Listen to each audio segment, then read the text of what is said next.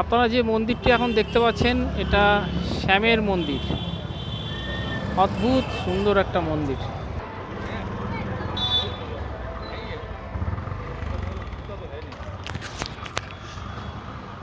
মন্দিরটাকে আপনারা দেখুন, কি সুন্দর মন্দির, শ্যামের মন্দির। এটা একদম আলমবাজার মোড়ের কাছাকাছি। এই হচ্ছে মন্দিরটা। ভেতরে ভিডিও অ্যালাউ নেই, আমি ভেতরে ঢুকে আপনাদের দেখাতে পারবো না। আমি ভেতরে ঢুকে দেখে এসেছি, আপনারা দেখছেন। আর আপনারা দেখছেন বেঙ্গলি প্রান্তস ব্লগ চ্যানেলটা সাবস্ক্রাইব করে দিন, লাইক শেয়ার কমেন্ট করে দিন। আমি ভেতরে গেছিলাম, মন্দিরে সোজাসুজি আপনারা দেখতে পাবেন ঢুকলে শ্যামের মূর্তি, তার ডান পাশে পাবেন হনুমানজি এবং ভোলেনাথ, এবং বাম পাশে রাধা মাধবের মূর্তি পাবেন। এই হচ্ছে মূর্তি, দেখতে পাচ্ছেন, সরাসরি দেখছেন। মন্দিরটি খোলে সকাল 6টায়, বন্ধ হয় দুপুর 1টা, আবার 4টায় খোলে রাত্রি 10টায় বন্ধ হয়। গাড়ি নিয়ে আসলে গাড়ি রাখার ব্যবস্থা আছে, কোনো অসুবিধা হবে না। মন্দিরটার ফটোগ্রাফি করা নিষিদ্ধ ভেতরে, তাই বাইরে থেকে যেটুকু আপনাদের দেখানো যায় সেটা দেখালাম। একদম বড়নগর বাজার নয়, এটা আলম বাজারের কাছে। আলম বাজারে এসে এই মন্দিরটা শ্যামের মন্দির বললে যে কেউ আপনাদের দেখিয়ে দেবে। মন্দিরটা অসাধারণ, ভেতরে যারা ঢুকবেন তারা দেখতে পাবেন, খুব সুন্দর, একদম মার্বেল পাথরের মন্দির, দেখার মতো। কিন্তু ছবি তোলা নিষেধ, ভেতরে আমি দেখাতে পারবো না, বাইরে থেকে দেখালাম। শ্যামের মন্দির দর্শন করার পর আমি ওখান থেকে চলে গিয়েছিলাম কাঁচের মন্দির। একটি টোটো করে 10 টাকা ভাড়া দিয়ে পৌঁছে গিয়েছিলাম কাঁচের মন্দির। কাঁচের মন্দিরেও ভিডিওগ্রাফি করা নিষেধ, তাও আমি যতটা পেরেছি চেষ্টা করেছি আপনাদের তুলে ধরার। কাঁচের মন্দিরকে আমি কোনো রকমে লুকিয়ে ভিডিওটা করেছি। এটা যদি অন্যায় হয় তো অন্যায়, কিন্তু আমি করেছি, সেটা আপনারা ভালো করে দেখুন। এটা মন্দিরের ঢোকার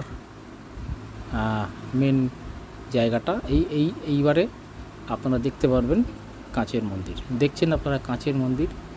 লুকিয়ে ভিডিও করতে হয়েছে, কারণ ভিডিওগ্রাফি এখন কোনো মন্দিরেই অ্যালাউ নেই। খুব সুন্দর কাঁচের মন্দির। মন্দিরের বিগ্রহ আপনারা দেখতে পাচ্ছেন। মন্দিরের পিছনে স্বামীজির মূর্তি এবং একজন মহারাজের মূর্তি রয়েছে, আপনারা সেটা দর্শন করবেন। এটা হচ্ছে স্বামীজির মূর্তি, আর এটা এক মহারাজের মূর্তি। এই হচ্ছে সেই মন্দির, ঠিক তার পেছন দিকটা। এর কাঁচের মন্দির থেকে কিছুটা হেঁটে চলে এলাম কুটিঘাটে।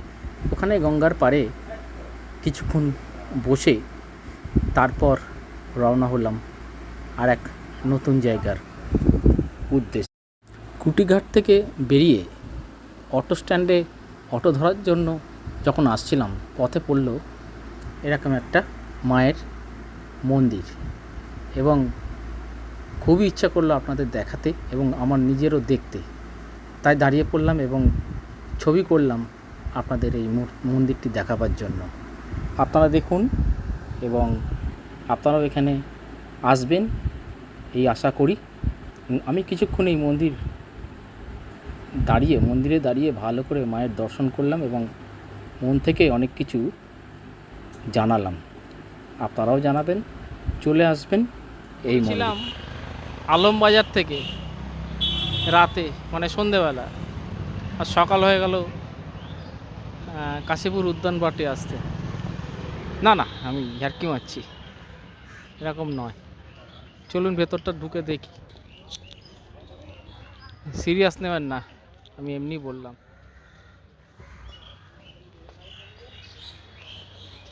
এই হচ্ছে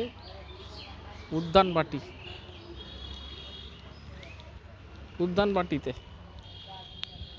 আসলে আমি কালকে শ্যুট করেছিলাম সন্ধ্যাবেলা ওই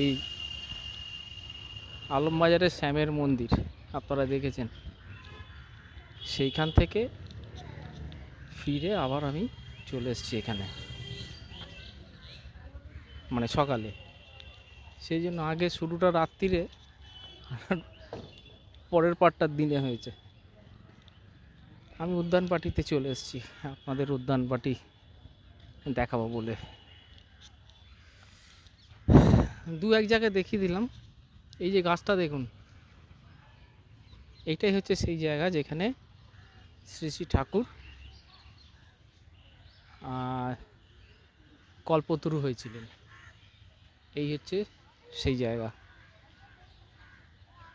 কি বলেছিলেন? কল্পতরু হওয়ার সময় তোমাদের চৈতন্য হোক। আমাদের চৈতন্য ফিরেছে কিনা আমি জানি না, তবে ঠাকুরের কথাটা যদি, এই হচ্ছে সেই জায়গাটা, ঠাকুরের কথাটা যদি আমরা সবাই মেনে চলি, সত্যি যদি আমাদের চৈতন্য ফেরে, এর থেকে ভালো কিছু আর হতে পারে না। গোমাতা, মানে আমরা গোমাতা বলি, সেই গোমাতা এখানে রয়েছে। বাগান করা আছে সুন্দর করে, প্রচুর ভক্ত আসেন এই মন্দিরে ঠাকুরকে দেখতে, মাকে দেখতে। তো আমি কাল সন্ধ্যাবেলা আমি আপনাদের দেখিয়েছি শ্যামের মন্দির।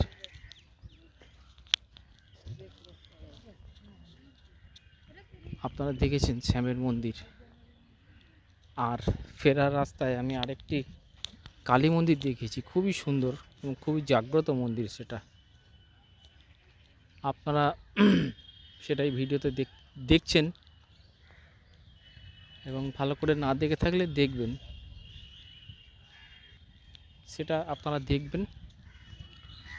আর এই হচ্ছে সেই ঠাকুরের বাড়ি। কল্পতরু হয় হচ্ছে 1 জানুয়ারি। সাংঘাতিক ভিড় হয়। যারা সেই ভিড় দেখেননি তাদেরকে আমি বললে অতটা বোঝাতে পারবো না। মানে 1 জানুয়ারি যদি আপনি আসেন এই উদ্যানপাটিতে, তাহলে দেখবেন ভিড় কাকে বলে। লক্ষ লক্ষ মানুষ সেদিন এখানে আসেন, লক্ষ লক্ষ মানুষ সেদিন এখানে আসেন ঠাকুরকে দর্শন করতে। কি বলবো, কলকাতায় প্রচণ্ড গরম, ঘেমে নিয়ে চান হয়ে যাচ্ছি।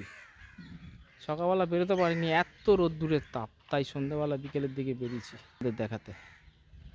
আমি এর আগে একটা ভিডিও করেছি, আপনারা দেখেছেন, না দেখে থাকলে দেখবেন।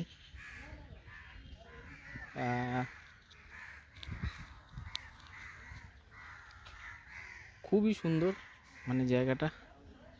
পিছনে একটা পুকুর আছে, পুকুরটা আছে এইখানে হচ্ছে ধ্যান ঘর।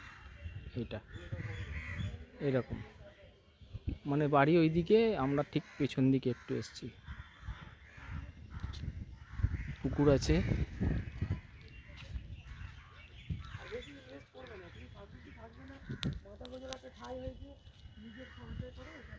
এই হচ্ছে পুকুর, বেশ বড় পুকুর। কিন্তু কি বলেছে, শিশুদের সাবধানে রাখুন, পড়ে টরে না যায়। চলো।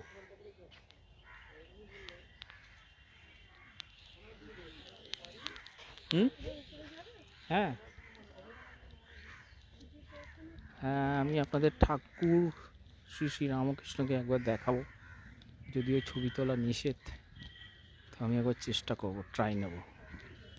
আমি সিঁড়ি দিয়ে ওপরে উঠবো, সেটা দেখালাম না পুরোটা। আমি সরাসরি ঠাকুরকে দেখাই যদি সম্ভব হয়।